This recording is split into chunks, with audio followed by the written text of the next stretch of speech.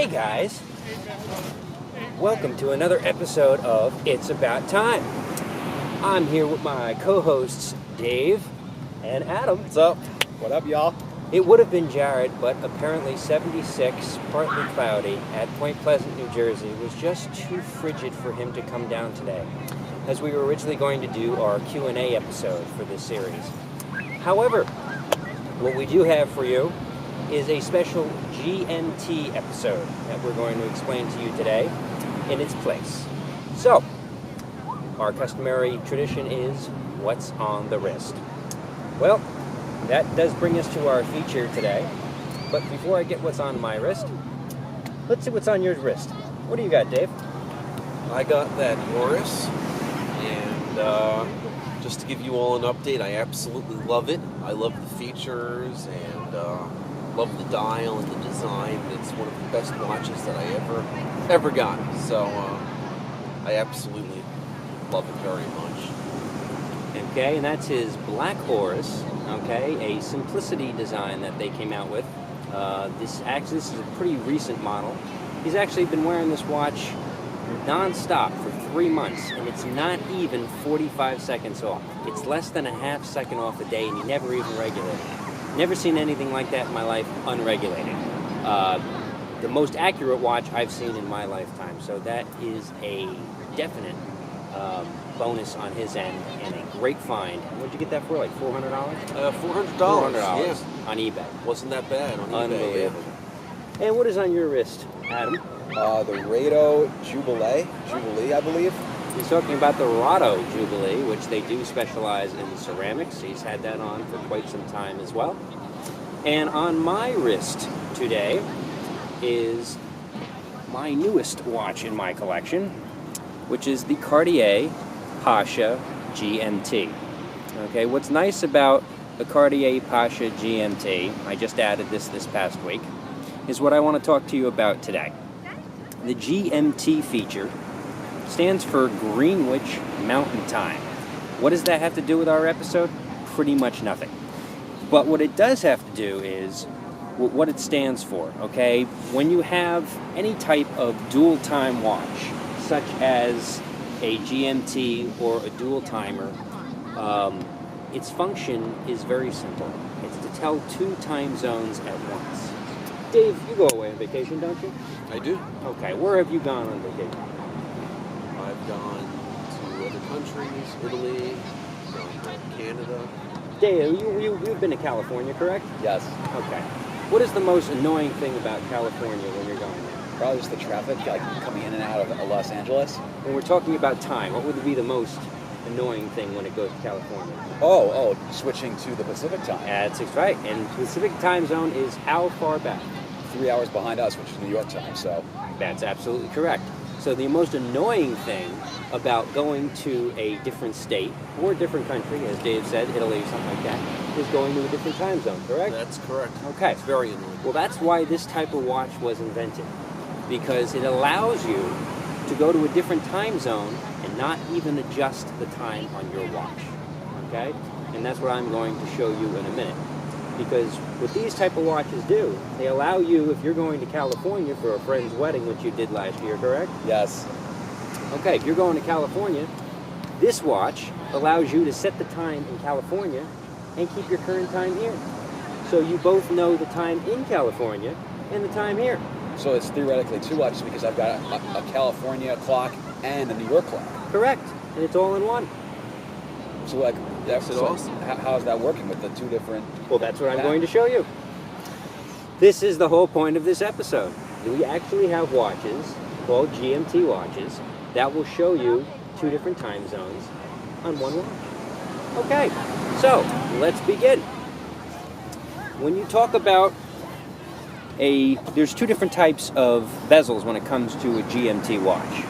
We all know the bezels that do evolve, they actually rotate, so you can rotate them to get the second time zone, and the ones that are a one base watch model, okay? So this happens not to rotate. This is the non-rotating type of watch bezel that you will find on a lot of models, especially the Cartier Pasha GMT. What you currently see right now, okay, is what I set up before with Dave. Okay, right now it is currently 10:35 Eastern Standard Time because we are again at Point Pleasant in New Jersey. What I do have it set for is what Chicago time is. Okay, so it is 9:35 in Chicago, as we all know, and if you can see that on the watch. Now, how you read that? Again, 10:35 here. That's normal time. That nothing's different there. 9:35 is right here. Here's your minute hand for the 35, and 9 o'clock is right here. You say, well, how does that 9 o'clock? That looks like 5 o'clock to me. You can't do that. On a GMT, you have to read the outer bezel. If you look at the outer bezel, 4, 5, 6, 7, 8, 9, okay? This is trained to move a half a tick every hour, okay? This moves on regular time, this moves a half a tick, but this is going on a 24-hour clock, where this is going on a 12-hour clock. So if I wanted to change the time zone, all I theoretically would do is unloosen this. I move this out one click, and if I move it forward, you will see this lever right here turn to whatever time zone I need it to turn it to. So if I'm going to go to California, and right now it's 10:30, in California it's 7:30 in the morning. So here's your 24-hour clock.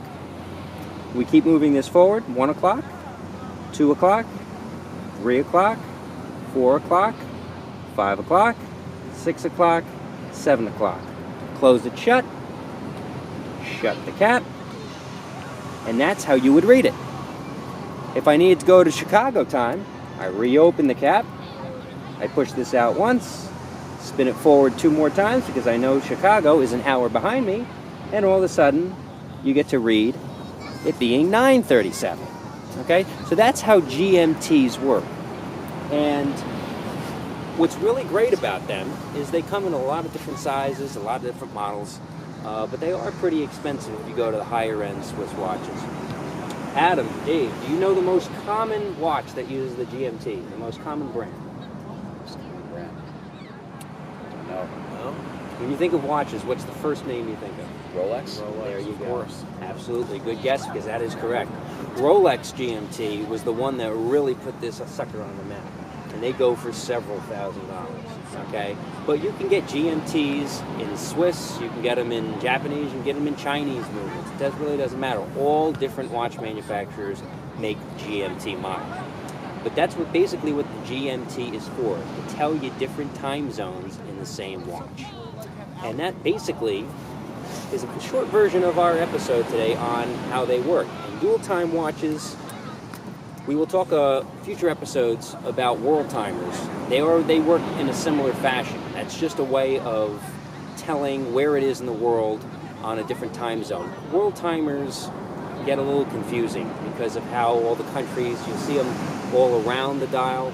Some you actually have to rotate through the dial.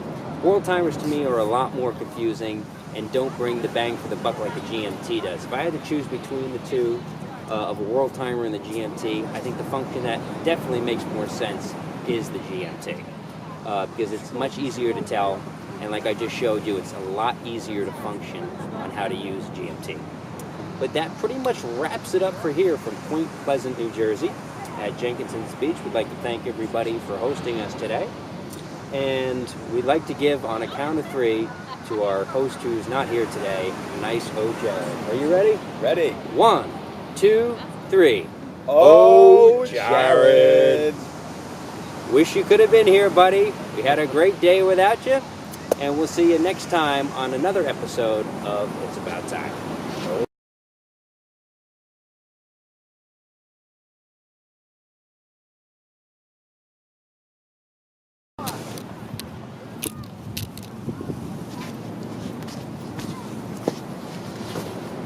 Hey guys, and welcome to another episode of It's About Time. We're here live at Point Pleasant Beach. I'm here with my co-host Dave today because Jared couldn't come down because 76. Oh, you ass.